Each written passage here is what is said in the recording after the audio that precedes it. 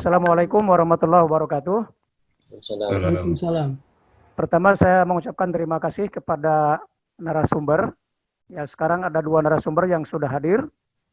Pertama, Dr. Lutfi Asyokani, ya, dosen ilmu politik di Universitas Paramadina.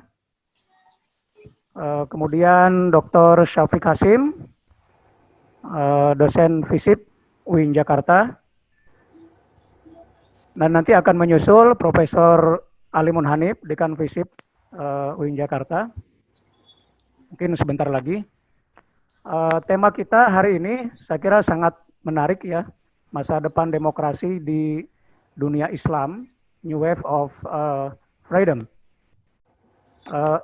Ungkapan dunia Islam itu biasanya mengacu kepada negara-negara yang mayoritas penduduknya beragama Islam. Ini seperti perdebatan antara partai Islam atau partai berbasis masyarakat Islam atau negara berdasar Islam ya. Sama, dunia Islam yang lebih kita rujuk adalah negara-negara dengan mayoritas agama Islam, bukan negara dengan dasar Islam. Kira-kira seperti itu. Nah, ini satu hal yang menarik bahwa bicara demokrasi di negara Islam, karena kita tahu bahwa kalau kita merujuk ke masa lalu, demokrasi mungkin hampir tidak pernah terjadi di negara-negara Muslim atau di dunia Islam ya.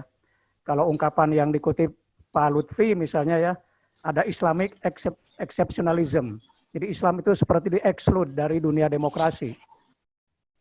Barulah pada era 90-an ke sini, demokrasi mulai masuk di dunia Islam, dan Indonesia sejak 98 itu memberikan peluang untuk Islam tampil di panggung politik dalam pengertian yang sebenarnya, tidak seperti di era Orde Baru. Ini sama halnya juga dengan di dunia Arab. Selama ini kan kita seolah-olah mengidentikan Arab dengan Islam, padahal kan itu berbeda ya. Nah, dulu dalam konteks demokrasi, Arab juga mengalami pengecualian juga, tapi revolusi Arab yang kita kenal dengan Arab Spring yang dimulai dari Tunisia itu kemudian memunculkan satu fenomena bahwa ada transisi demokrasi juga di negara-negara Arab, atau katakanlah negara-negara dengan penduduk mayoritas Muslim. Nah, karena itu kita melihat bahwa perkembangan demokrasi di dunia Islam itu mengalami satu fenomena yang menarik. Tetapi yang harus kita sadari juga bahwa karakteristik di setiap negara itu berbeda-beda, misalnya dari sisi geografi, dari sisi demografi, ya. Kita melihat antar satu negara dengan negara yang lain punya karakteristik yang berbeda. Indonesia dengan Malaysia saja memiliki karakteristik yang berbeda meskipun sama-sama Melayu. Apalagi kalau bicara di kawasan Timur Tengah, di Arab. Nah, karena itu ini menjadi penting kita membicarakan bagaimana demokrasi di dunia Islam dengan karakter yang berbeda-beda itu. Baiklah, untuk membuka diskusi, kita mulai saja sesuai dengan urutan yang sudah kita sebar di flyer ya. Jadi yang pertama kita minta Dr. Lutfi Asyokani untuk memberikan paparannya mungkin sekitar 15 sampai 20 menit ya, Pak Lutfi. Saya persilakan. Oke. Ya, selamat siang semua. Assalamualaikum warahmatullahi wabarakatuh. Waalaikumsalam. Terima kasih Pak Iding. Teman-teman semua, wabil khusus para pembicara, Syafiq dan Kang Ali lagi di jalan ya. Dia barusan kirim WA ke saya, bicaranya agak panjang katanya. Enak aja. Oke. Tema kita tentang Islam dan demokrasi atau demokrasi di dunia Muslim, khususnya ini adalah tema yang luas sekali. Kesulitan untuk membicarakan tema ini adalah mengambil fokus mana yang mau kita bicarakan agar pembicaraan kita atau diskusi kita tidak melebar kemana-mana.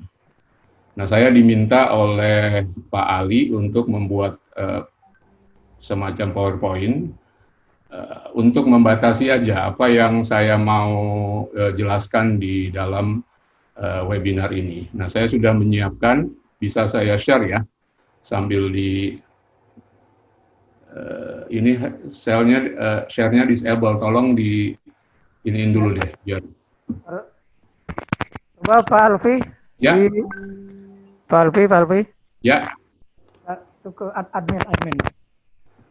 Share-nya di disable, harusnya dihidupin dulu, diaktifin dulu biar saya bisa nge-share. Nah, ini udah. Apa? Ya, udah oke. Bentar.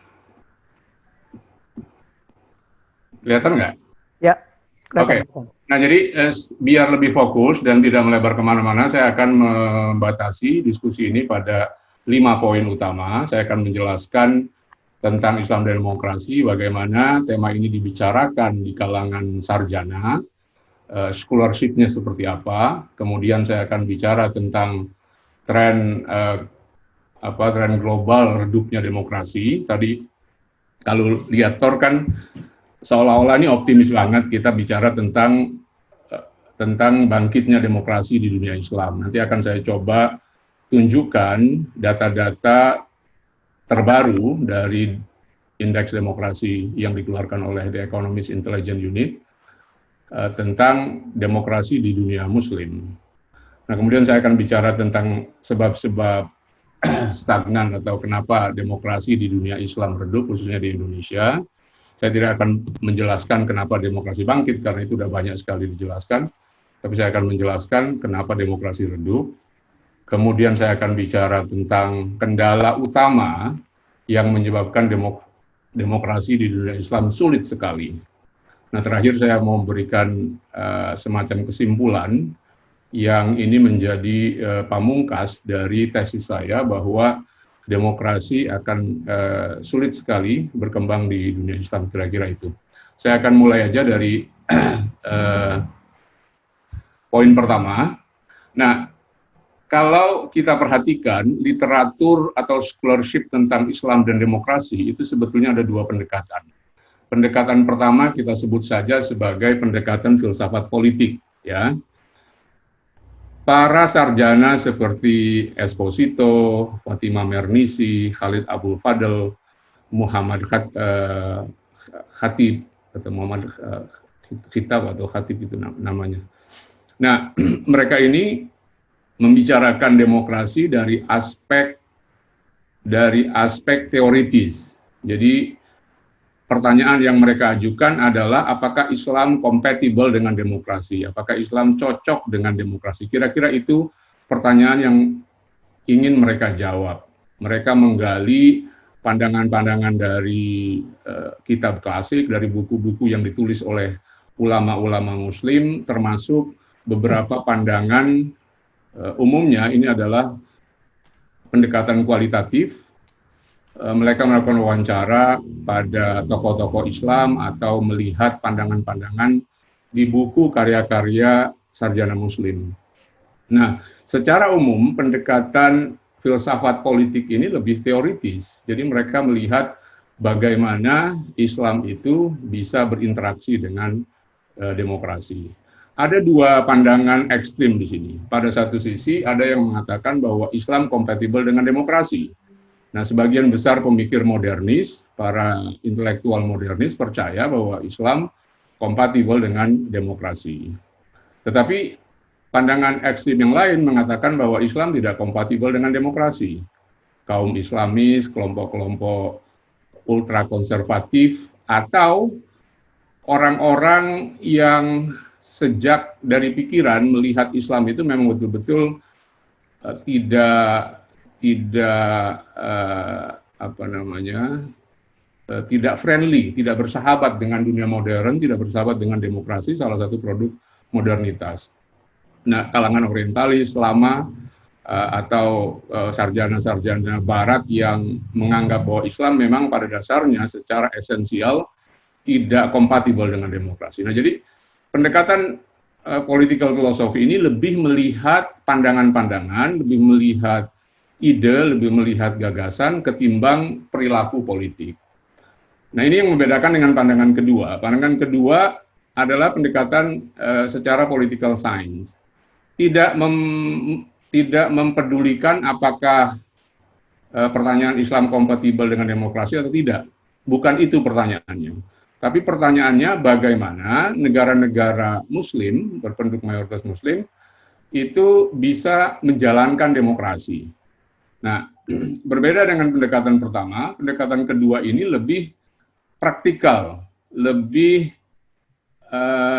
lebih melihat pada praktek-praktek demokrasi di negara-negara Muslim.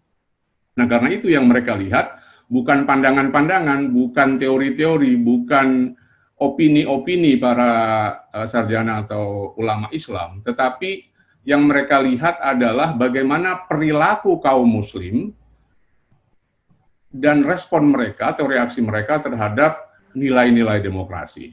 Kira-kira itu. Jadi ada dua pendekatan ini. Para political scientist seperti siapa ini? Jeremy Menchik. Jeremy Menchik, Diamond, terus Miriam Kunkler, kemudian ada siapa lagi nih? Ini Bu, saya baru baca bukunya dan dia menulis satu bab bagus sekali tentang apa yang dia sebut sebagai unsecular democracy. Nah, mereka ini, para sarjana ini umumnya adalah memang political scientist. Termasuk teman kita, Saiful Mujani, memberikan sumbangan di bukunya Miriam Kunkler ini, yang dia tulis bersama Pak William Liddell, Pak Bill. Bagus sekali bagaimana menyoroti demokrasi di Indonesia sebagai negara Muslim terbesar di dunia. Nah, jadi dua pendekatan ini kalau kita perhatikan, ini yang mendominasi pembicaraan tentang Islam dan demokrasi. Ya. Nah, kemudian tadi sudah dijelaskan sedikit di pengantar oleh Pak Iding tentang negara Muslim. Saya hanya mau memberikan emphasize lagi di sini.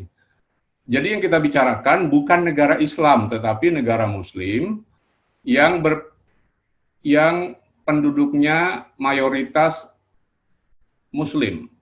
Yang disebut mayoritas itu adalah 50%, 50 plus 1. Jadi kalau ada negara Muslim, meskipun mayoritas dalam pengertian paling banyak, tetapi kurang dari 50%, itu biasanya tidak masuk menjadi sebagai negara Muslim. Tidak dianggap sebagai negara Muslim. Misalnya Guinea-Bissau atau Pantai Gading, dua negara di Afrika, yang penduduknya itu mayoritas secara jumlah. Guinea-Bissau itu 45% Muslimnya, artinya kan kalau dibandingkan dengan kelompok-kelompok agama lain, misalnya Kristen itu kurang dari 40%. Terus agama lokal dan lain-lain lebih kecil lagi. Tetapi kalau dijumlahkan non-Muslimnya itu lebih dari 50%. Nah, dua negara ini tidak dianggap sebagai negara Muslim biasanya begitu. Nah, kalau kita berpatokan pada definisi bahwa yang disebut negara Muslim adalah 50 plus 1, maka ada sekitar 50 negara. Ya, sebetulnya ada dua negara yang berada di ambang batas. Yang saya ingat satu Bosnia. Tergantung sensus mana yang kita mau pakai. Ada yang menyebutkan 51%, ada yang menyebutkan 49%. Tapi untuk amannya kita anggap saja Bosnia sebagai negara mayoritas Muslim juga. Nah, ada 3 negara di antara 50 negara ini yang berada dalam status sengketa atau konflik. Palestina, Sahara Barat yang berbatasan dengan Maroko, dan juga Kosovo yang sekarang negara independen, tetapi sebetulnya adalah bagian dari Albania secara ras dan budaya. Nah, jadi itu yang dimaksud dengan negara Muslim adalah negara-negara yang penduduknya mayoritas Muslim 50%. Oke, kalau kita membicarakan negara Muslim itu kan besar sekali, banyak sekali, dan masing-masing negara ini itu memiliki karakternya sendiri-sendiri. Para sarjana itu biasanya membedakan secara umum saja, ada negara Muslim yang cukup religius, ada negara Muslim yang cukup sekuler, kira-kira begitu. Tetapi kan penjelasan cukup religius dan cukup sekuler ini sangat abstrak. Kita harus punya standar untuk menilai masing-masing negara ini. Nah, saya kebetulan tahun lalu diundang ngasih lecture di Salihara, dan dari sana saya mencoba memetakan negara-negara Muslim, 50 negara Muslim itu berdasarkan konstitusi. Karena menurut saya tidak ada pegangan yang lebih valid untuk menilai sebuah negara berpenduduk mayoritas Muslim kecuali kita merujuk pada konstitusinya.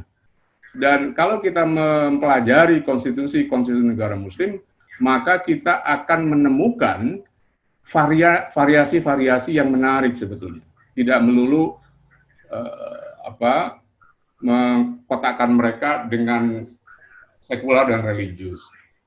Nah, ini hasil studi saya terhadap konstitusi negara-negara berpenduduk mayoritas Muslim. Saya menemukan ada 4 kategori paling tidak. Pertama adalah negara Muslim yang konstitusinya secara jelas menyebut sebagai Islam sebagai landasan negara dan syariah sebagai rujukan undang-undang atau sistem perundangan. Untuk menyederhanakan, saya menyebut negara-negara ini sebagai negara Islam. Ya. Jadi selama ini kan kita selalu beranggapan bahwa negara Islam itu bersifat utopian, sesuatu yang ada di awang-awang. Rujukan kita terhadap negara Islam umumnya itu malah bersifat dystopian, sesuatu yang begitu dilaksanakan, dia buruk sepenuhnya. Kita merujuk pada Darul Islam, pengalaman politik Indonesia, atau pada ISIS, atau pada negara-negara atau pranegara yang gagal, umumnya seperti itu. Itu yang biasa selalu kita rujuk tentang negara Islam. Padahal dari pengalaman yang sudah ada, itu cukup banyak negara-negara Muslim yang menjadikan Islam sebagai dasar negaranya dan syariah sebagai rujukan sistem perundang-undangannya. Nah, ini yang saya sebut sebagai negara Islam. Yang kedua adalah semi negara Islam. Nah, ini sebetulnya kita bisa memasukkan dua kelompok yang saya sebut sebagai semi ini sebagai negara netral agama. Yang berhormat para kiai, Pak Mas Said, senior dan sahabat semua di seminar Kiai Haji Bisri Samsudi. Assalamualaikum warahmatullahi wabarakatuh. Kayaknya Pak Ali mungkin di unmute. Alfi. Halo, sorry. Oke, saya lanjutkan ya. Silakan. Oke, ya. Nah, jadi yang kedua, kelompok kedua ini adalah semi negara Islam. Apa definisinya? Dari 50 konstitusi negara yang saya pelajari, itu ada beberapa negara yang menjadikan Islam sebagai agama resmi negara, tetapi tidak menjadikannya sebagai landasan negara, dan beberapa aturan hukumnya itu merujuk pada hukum Islam atau fikih. Ya, nanti akan saya sebutkan negara-negara dari jenis ini. Nah, yang ketiga itu adalah negara sekuler. Dulu kan kita sering bilang kalau negara Muslim itu negara sekuler itu kayak paradoks, kayak contradictio in terminus. Tetapi sebetulnya enggak. Ada beberapa negara Muslim yang jelas-jelas, yang secara terang benderang menyatakan konstitusinya sebagai negara sekuler. Kata-kata sekuler itu bahkan disebutkan. Nah, jadi negara sekuler adalah negara-negara Muslim yang konstitusinya secara tegas menyebut sekularisasi atau istilah padanannya, yaitu pemisahan agama dan negara. Nah, ini negara sekuler. Nah, yang keempat, yang terakhir, itu adalah semi negara sekuler. Apa definisinya? Definisinya adalah negara-negara yang tidak menyebutkan Islam maupun sekularisasi di dalam konstitusinya. Nah, nomor 2 dan nomor 4 ini bisa dijadikan satu menjadi yang biasa dalam kesarjanaan tentang Islam dan demokrasi disebut sebagai negara netral agama, ya, religiously neutral state. Itu kalau kita baca Pak Azumadi Azra, Bob Hefner, itu biasa mereka menggunakan istilah negara netral agama. Nah, tetapi saya ingin membedakan itu. ada beberapa negara yang memang menyebutkan Islam di dalam konstitusinya. Ada beberapa negara yang sama sekali tidak menyebutkan Islam di dalam konstitusinya. Nah, ini adalah negara-negara yang masuk dalam kategori yang saya sebutkan tadi. Ada 9 negara Islam, 9 negara di dunia Muslim yang konstitusinya menyebutkan Islam sebagai dasar negara. Pakistan, Iran, Afghanistan, Arab Saudi, Yaman, Oman, Mauritania, Bahrain, dan Maldives. Saya kaget waktu melihat Maldives, konstitusinya menganggap dirinya itu sebagai Republik, Islamic Republic. Persis seperti Iran. Jadi Republik Islam Iran atau Republik Islam Maldives. Nah, ini karena itu saya kategorikan dia sebagai negara Islam by constitution. Nah, kemudian negara yang semi negara Islam itu ada 19 jumlahnya. Sebagian besar negara-negara di Timur Tengah, sebagian di Afrika itu menyebut Islam secara spesifik sebagai agama resmi negara. Malaysia juga di antaranya. Jadi Malaysia itu secara terang menyebutkan Islam sebagai agama resmi. Nah, kemudian yang negara sekuler, ini yang penting yang perlu kita perhatikan. Selama ini kita cuma mengenal Turki sebagai rujukan negara sekuler. Ternyata setelah saya pelajari, setidaknya ada 13 negara yang menggunakan istilah sekularisasi atau sekularisme sebagai landasan negara. 2 negara menggunakan istilah pemisahan agama negara, tidak menggunakan istilah sekularisasi secara terang. Ya. Jadi cukup banyak, ada 15 negara Muslim yang mengadopsi sekularisasi sebagai sistem politiknya. Nah, yang terakhir adalah negara-negara yang Gus Dur menyebutnya negara yang bukan-bukan. Negara yang tidak sekuler, tidak juga Islam. Nah, negara-negara ini umumnya tidak menyebutkan Islam di dalam konstitusinya. Ya, Nigeria dan Sudan menyebutkan, tetapi beberapa negara lain termasuk Indonesia itu tidak menyebutkan Islam di dalam konstitusinya. Ini menarik. Indonesia meskipun dianggap negara religius, tetapi tidak ada satupun kata Islam ditemukan di dalam konstitusi kita. Kata agama banyak, kata agama itu disebutkan sekitar 13 kali.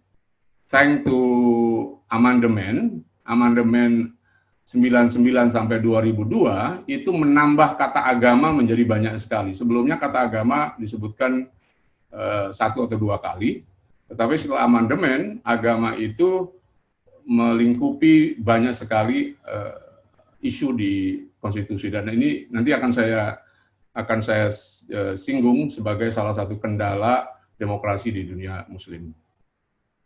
Nah, jadi ada 7 negara yang kita anggap saja sebagai negara semi negara sekuler, ya.